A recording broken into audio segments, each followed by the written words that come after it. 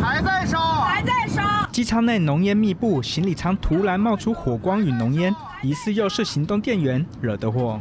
然后我们就看到上舱的那个行李里面就开始有明火，而且火势还挺大的。我们当时我真的当时都吓死，我腿都软了。这起事件发生在香港航空编号 HX115空中巴士客机，载有160名乘客，原定20号中午从杭州起飞，飞往香港。途中舱内突然起火，甚至传出爆炸声。大概飞了30来分钟，我们是没有听到很大爆炸声，就小喷的一声的那种，就是前面可能听得到比较大，因为我们毕竟离得也比较远。空服员连忙灭火，乘客接力传递矿泉水，泼洒降温。还有民众主动上前帮忙，在众人克难合力下，终于将火扑灭。飞机成功转降福州长乐机场，所幸机上无人伤亡。在飞机真的落地那一刻，就是真的吓死了，就我们所有人都在鼓掌。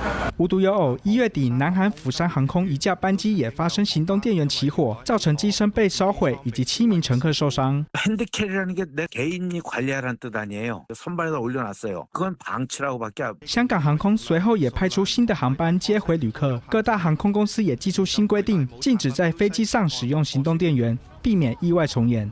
三立新闻罗月红报道。